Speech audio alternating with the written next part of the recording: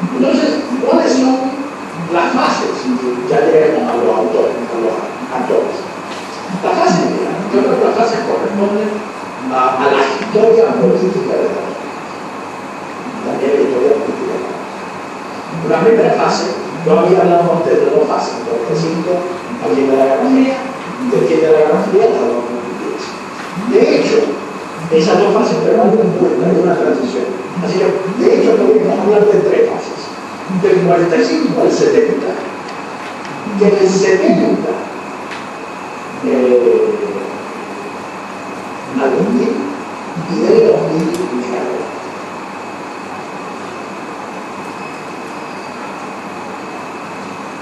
¿Cómo caracterizaríamos el periodo en términos de la formación de la política republicana y en términos de cuáles son los actores claves en la articulación política?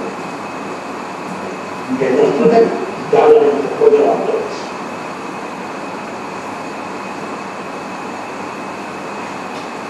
Del 45 a los 70, la primera fase de la incipiente hegemonía norteamericana, hay una preponderancia en política exterior por parte del presidente de la República.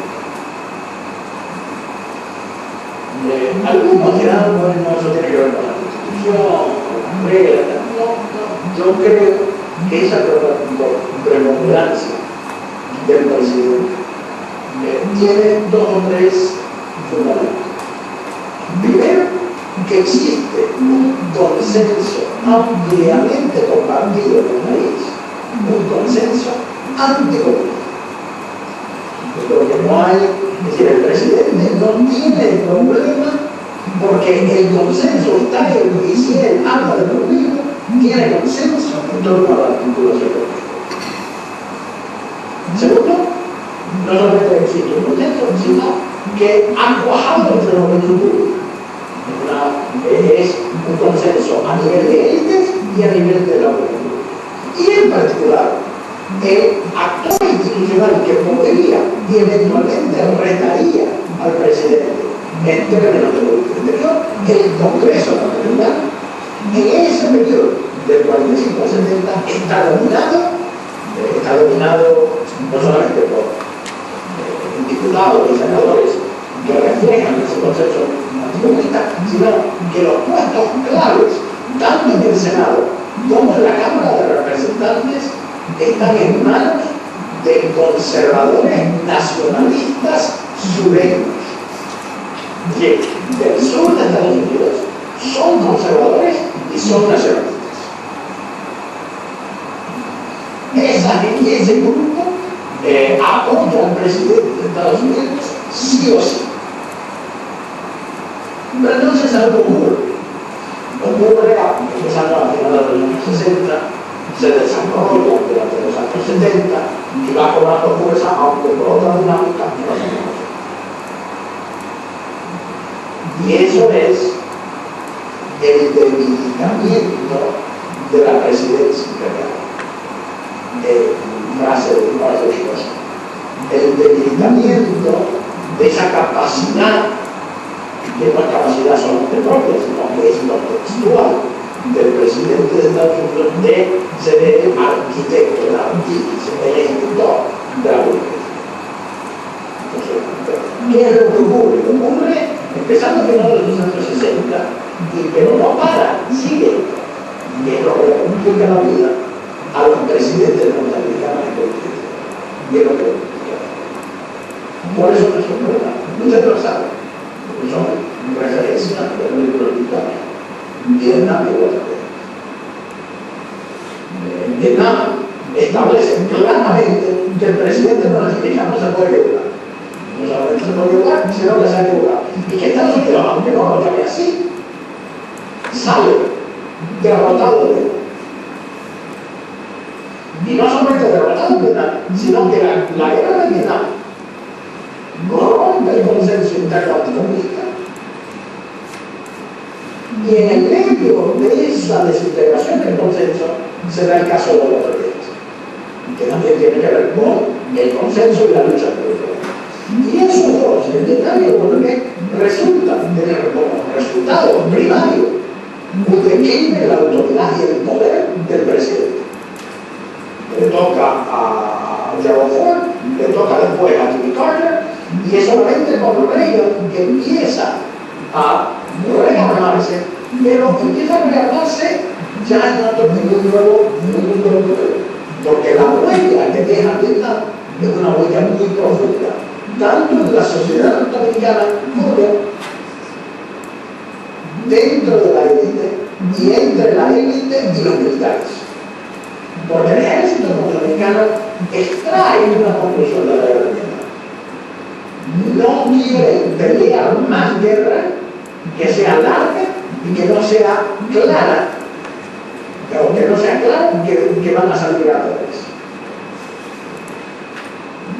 Y por eso el ejército, etcétera, está refunfuñando con Obama y compañía, porque dice, aquí estamos nosotros, estamos perdiendo, estamos muriendo, y usted qué es lo que quiere, victoria, derrota o pacto con el talibán. Que es un poco que está planteado. Pero de nuevo volvemos, Vietnam es Watergate, y eso deja una huella, El ejército norteamericano sí es un ejército que acepta el control civil, pero que es preso de opinión. Y la opinión es, no es el tema realidad. Si ustedes, la gente, no tienen claro cuál es el objetivo y que se puede alcanzar el objetivo rápidamente. Porque hay una ley que se ha establecido en la segunda parte del siglo XX. Guerra larga, guerra que no se puede hacer. Esa es la base, el fundamento del concepto de la guerra de la guerra. Es el debate, porque no hay capacidad política de generar consenso a través de la ley. Entonces, tenga que ir dando valor. Segundo punto, los cambios que se dan en el Congreso norteamericano, porque por motivos generacionales, es decir, de la biológica, y a raíz del Vietnam y del Watergate, hay un cambio muy importante en los que forman parte del Congreso norteamericano. Y entre 1968 y 1974, todo este liderazgo del Congreso conservador, sureño y nacionalista, que ya en los años 70 tenía 70 años, o mueren o son derrotados electoralmente en ese abanico de años del 78 y 74. Y la nueva mayoría demócrata que gana en el 74 es una mayoría que está en contra de Vietnam, está en contra de la concentración de poder en las manos del Ejecutivo, en las manos del presidente, y que quiere afirmar el rol del Congreso en la política. Y lo hace ya antes del 74, es decir, esto es un proceso. Ya en el 73 hay una ley que aprueba el Congreso sobrellevando el veto de Nixon, entonces presidente, que se llama el War Powers, la ley sobre los poderes de guerra, que existe que para que el presidente envíe tropas sin una declaración de guerra, tiene que darle cuenta y explicación al Congreso, pero no en general, pone plazos, 30 días, 60 días, 90 días. Y en un esfuerzo ya del Congreso decir, no, aquí ustedes, la presidencia imperial es histórica.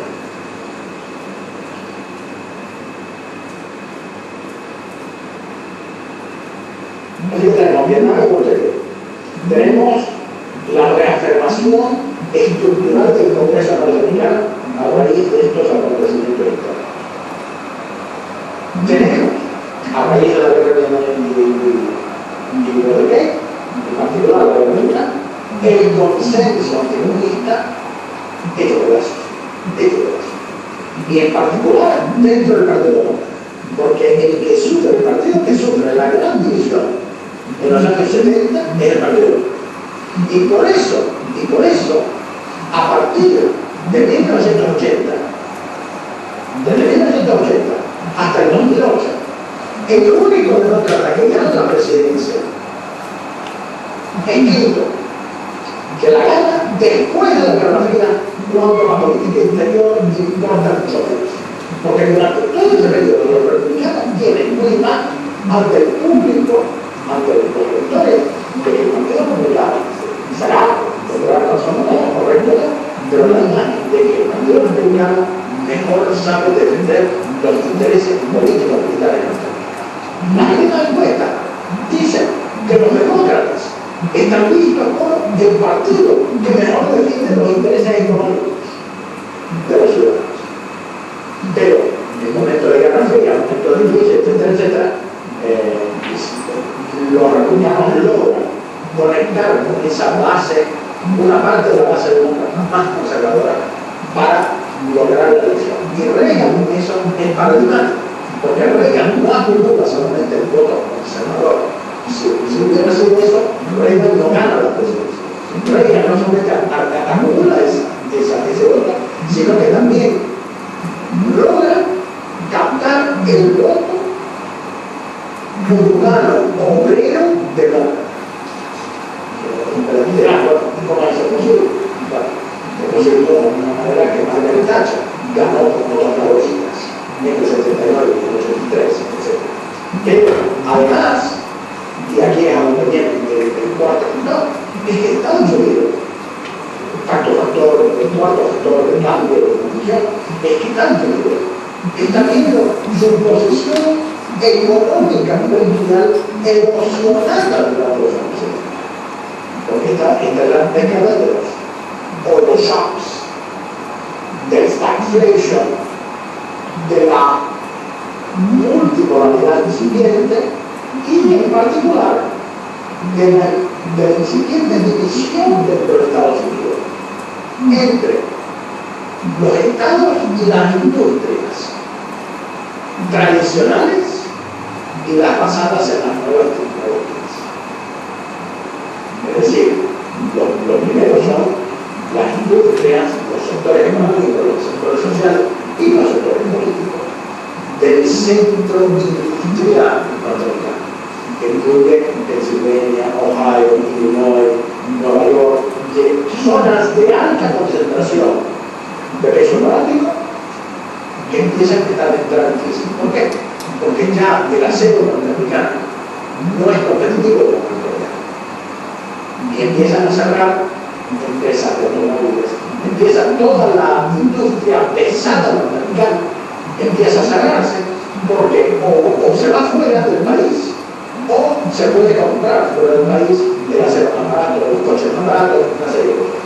Pero ese flujo se ve acompañado por otro flujo que de cierta manera logra sobrellevar la crisis, que son las nuevas industrias de alta tecnología que en vez de ser proteccionistas quieren free trade.